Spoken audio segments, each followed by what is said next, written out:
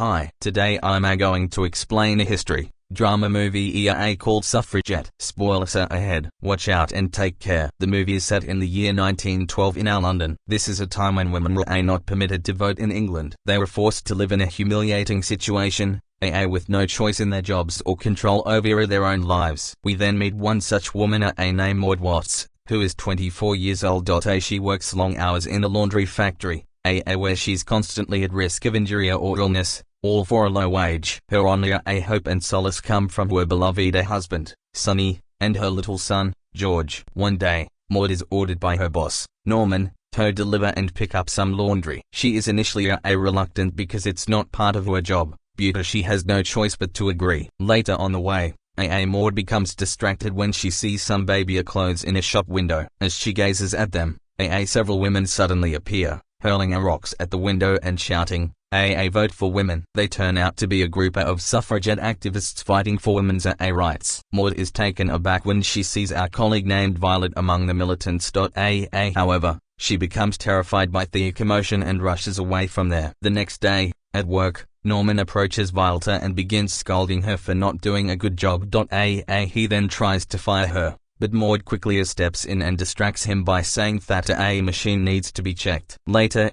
Violet approaches Maud when they're alone and thanks her for saving her from getting fired. She then introduces Maud to her 12-year-old daughter, Maggie, who will be working at the laundry factory alongside them. In the following scene, Alice Horton, the wife of a member of Parliament, appears outside the factory to make an important announcement. She encourages the women to testify before the Parliament to fight for their right to vote. Violet agrees without hesitation, as she hopes to make the world a better place for her daughter. She urges Maud to join her or at least listen to her speech, but the latter refuses. Maud insists that smashing windows and yelling in the streets are not respectable actions. When she returns home, she discovers that George is having chest problems, so she takes him to a nearby pharmacy. The pharmacy is run by Edith Ellen, a prominent activist leader in the area who is under close police surveillance. Edith checks George's condition but refuses to accept payment for the medicine. Later, the police, who are secretly photographing a woman entering and leaving Edith's pharmacy,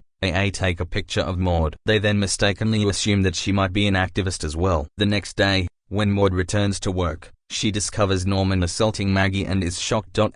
She then intentionally makes a noise, prompting the pervert to finally stop. It turns out that Norman had also assaulted Maud in the past, so the incident brings back disturbing memories for her. As a result, she finally changes her mind about joining the movement. She approaches Violet and tells her that she will listen to her in the Parliament, which makes the latter very happy. In the next scene, the big day arrives when Violet is set to testify about the harsh conditions faced by women. Maud decides to attend as well, which Sonny doesn't like. However, she assures him that she doesn't intend to speak and will only listen to Violet. Upon arriving at the Parliament, Maud is shocked to see Violet's face bruised from a beating by her husband. Alice then inserts that Violet won't be here if she testifies looking like this, so both women turn to Maud for help. Maud is initially hesitant, but when Alice explains that all she has to do is read from a paper, she eventually agrees. Following this, Maud stands in front of the ministers but becomes too nervous to speak. To help her open up, they begin asking about her life, and she recounts her tragic past. She shares that her mother also worked in the laundry factory and passed away when Maud was only 4 years old. She then started working there at the age of 7 and describes how the women are severely underpaid despite working 3 times as much as the men. When a minister asks if she supports women's suffrage, Maud admits she'd never really thought about it, as she had always felt trapped in a life she couldn't escape. However, she confesses that she's beginning to feel there may be an other way to live. The minister sympathizes with her situation and assures her that they will soon learn the outcome of today's hearing. A few days later, a crowd of suffragettes gathers outside the Parliament, eager to hear the outcome of the hearing.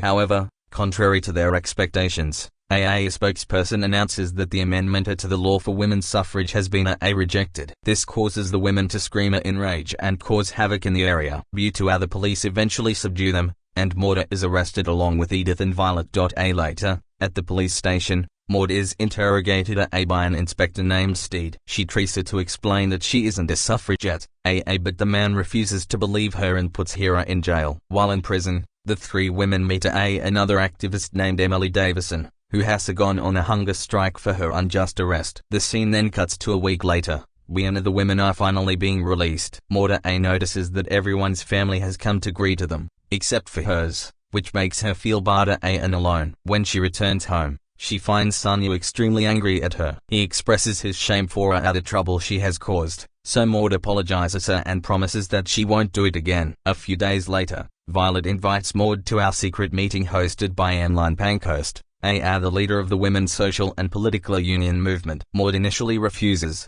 as she had promised her husband not to engage in such activities again, but eventually changes her mind. Together with Violet and Emily, she then heads to the location where the movement is set to take place. Shortly after, Pankhurst appears at a window and delivers an inspiring speech, urging everyone to keep fighting for their future. However, not long after, the police find out about the gathering and rush to the scene. Pankhurst, who is guarded by her supporters, manages to leave the scene, while Maud and her friends are arrested once again. This time, the cops don't imprison them but instead drop them off at their home in a police van. When Maud gets home, she finds Sonny angrily waiting for her. He is furious that she has humiliated him once again and kicks her out of the house. Maud begs him to let her see George, but Sonny refuses to open the door. With no other option, she goes to ask Violet for help, who manages to arrange a cheap dormitory for her to stay in. Despite all of this chaos, Maud continues to work in the laundry. The police become more watchful as the women's movement gains momentum every day. One evening, they publish photos of Maud and her friends in our newspaper, officially declaring her a suffragette. This causes all of them to be humiliated by their neighbors and family. When Maud arrives at work, Norman approaches her with the newspaper and fires her from the job. Overwhelmed by the anger she has been harboring for so long, Maud explodes and presses a hot iron into his hand. Because of the incident, Maud is arrested again and taken to the police station. There, she is approached by Inspector Steer. He offers her a deal that he will later let her off the hook if she becomes a police spy and informs him about the planning and movements of the suffragettes. Maud flatly refuses the inspector's offer, but he provides her with his contact information in case she changes her mind and releases her. In the following days, the women decide to take more drastic measures to attract public attention. During this time, Maud sleeps in an abandoned church, which serves as a secret base for the activists. She also sometimes sneaks out to see George, who feels lonely as a young boy without his mother. The women then begin to blow up post boxes and cut telephone lines to paralyze communications in London. The police are convinced that activists are behind these actions but are unable to find any evidence to support their claims. One day, Edith decides to execute a highly risky plan to blow up the Parliament Villa. However, Violet objects, arguing that they're taking things too far. Maud tries to persuade her, but Violet rubs her stomach and reveals that she is pregnant. Upon hearing this, Maud hugs her tightly and urges her to take care of herself and the child. In the following scene, Maud returns home since it is George's birthday. She knocks on the door, but to her shock, Sonny refuses to let her in. Maud then forcibly enters and discovers a couple inside who have come to adopt her son. She begs Sonny not to go through with it, but he reveals that he is tired of raising a child and dealing with the public backlash caused by her activism. Hearing this, Maud begins crying and hands George his birthday present. She then urges him never to forget his mother and gives him a tight hug. After this, Maud has nothing more to lose and becomes increasingly radical. She becomes more involved in the militant actions of the movement and participates in various destructive activities. One day, Edith makes a homemade bomb, and together with Maud and Emily, they end up blowing up the Parliament. This incident creates a huge scandal, resulting in the arrest of the three women. In the following days, the police torture the activists and force them to confess. But it doesn't work. The women keep their mouths shut and begin a fast in protest of their arrest. On the fifth day of the fast, they are forced to eat through a tube in their nose, but they violently resist this treatment. When Inspector Seed notices what is happening, he feels very sorry for the poor women. He then reports this barbaric treatment to his superiors and finally makes it up. After this, Maud, Edith, and Emily continue to refuse to confess, so they are ultimately released due to insufficient evidence. Several days later, police raid the movement's headquarters and arrest 6 activists. Frustrated that their work is not gaining much attention,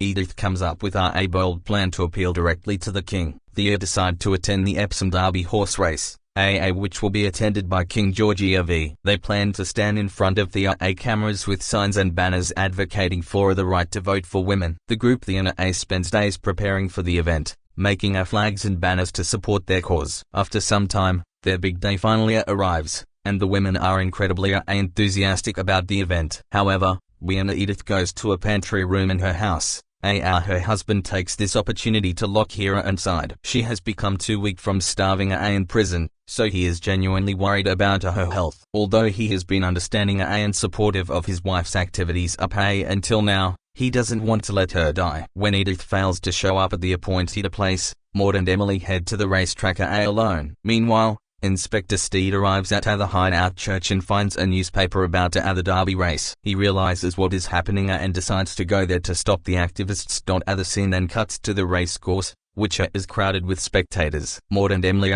spot the king and try to enter the paddock, but unfortunately, they are denied entry by a security guard. They don't make it to the royal sector, but Emily refuses to give up on their plan. Next, she checks the location of the king's stand and the media cameras, then pushes her way through the crowd. Maud becomes very worried for her friend and chases after her. Soon, the race begins, and Inspector Steed arrives at the scene, looking for the activists. In an unexpected turn of events, Emily moves to the front of the course, where the king can see her clearly, and leaps in front of a horse racing at full speed. She shouts at Maud not to give up and to keep fighting for their rights. Unfortunately, the horse knocks her off her feet and she soon passes away while holding a flag that says women's right to vote. Maud is devastated by the loss of her friend and leaves the place in tears. As soon as she arrives in London, she heads to the laundry factory, where Maggie is still working very hard to support the family. She then rescues the little girl and takes her to the house of Alice Houghton, where she can work safely. In the final scene, we learn that the movie was based on true events in Britain. Emily's death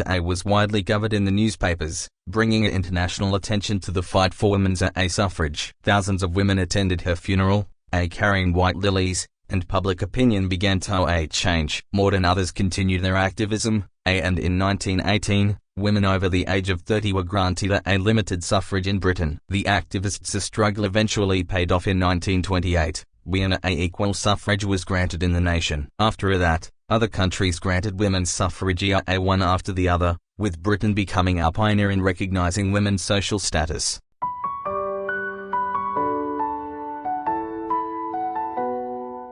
Underneath the moonlight glow, whispers shared with eyes closed tight, hands entwined like rivers flow. Hold me close through the night. Your laughter like a summer breeze tickles softly through my mind. Every kiss is like a tease, love so pure and unrefined. Hearts are tangled up in strings, playing music bright and true. Every moment that love brings feels like magic when I'm with you. Stars above can chart our course, guiding us through darkest seas. In your arms I found the source, warming up these winter freeze. Lips like honey, sweet and divine. Every word a softest rhyme. In your eyes I see the sign, love that will stand test of time. Hearts are tangled up in strings, playing music bright and true.